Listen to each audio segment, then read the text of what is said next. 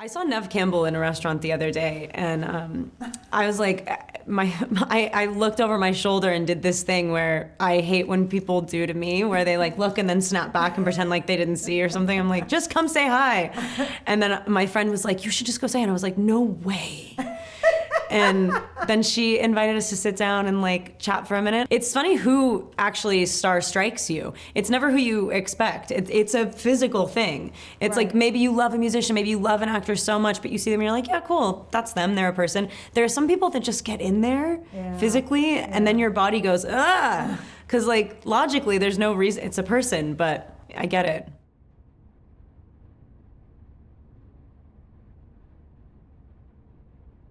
Pablo Larraín called me on the phone one day and said that he endeavored to make a movie about Diana Spencer. And I was like, who is that? He's like, it's actually Princess Diana. And that was her real name. And so the movie is like a 3-day meditation kind of fever dream poem attempting to imagine what a certain period of time felt like for her as she was trying to carve out what her identity was.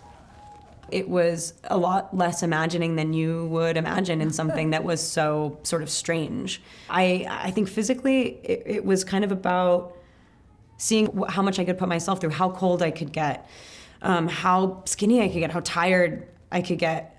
I still felt 10 feet tall though. There's something about her, even just by osmosis, just imagining her as a figure, the things that I've been impressed by, the things that I've felt protective of, the things that worry me about her, they're still oddly, unshakably strong. I definitely attribute that to this kind of spooky transference, her energy, who she was. It just sort of was unstoppable. I'm an Aries. That thing is strikingly accurate for mine, and in a way that's scary. It's always the best part is, the more highly evolved Aries will do this. The less evolved Aries will do this. You know what I mean? It's like, okay, I can kind of see the good and the bad in mine. I think Aries are like the Labradors of, I've been told that. A little too reactive, I think. But then that's also the cool part, you know? We're here, we're present. But watch out. What? Hot side. I sing in the car and stuff. I'm not a singer. Karaoke song though, I don't know. I think it's nice when people really go for it.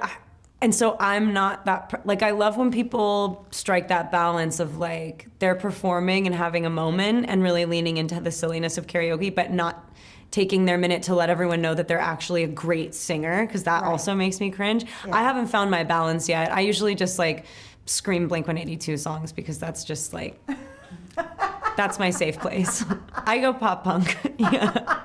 Yeah. A good Suzi Quatro song would be fun too. What voice do you use to talk to your dogs? Oh God. Okay, let me just picture Cole. It's so it makes absolutely no sense. For some reason I call her Nini. Her name's Cole, and her like her pet name, like baby name is Neen, like Nini.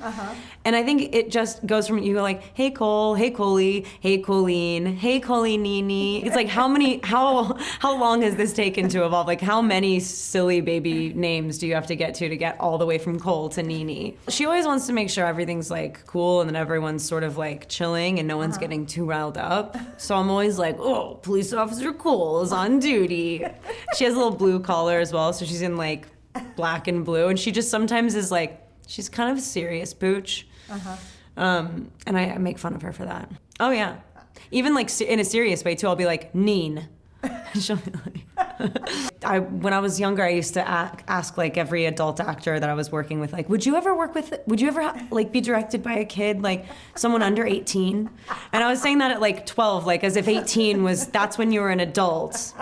And so it was like, would you ever work with an under 18 director though? And it was always like, well, I think I'd have to sit down and really talk to that person. I'm like, okay, well let's talk. We'll find something. I think when I was little, I just wanted to do a great job. Like I just wanted to be able to keep going. I wanted to stay in the equation. I think my first experience with working with a director, when we started hanging out and doing scenes and I did the audition, suddenly her eyes kind of opened in this sparkly way and she saw something new, and we were both kind of mutually moved by what was happening in the room. And as a 9-year-old, I was like, this is it. This is the feeling. I couldn't believe it. And I've been chasing that ever since, that thing of like you create something together.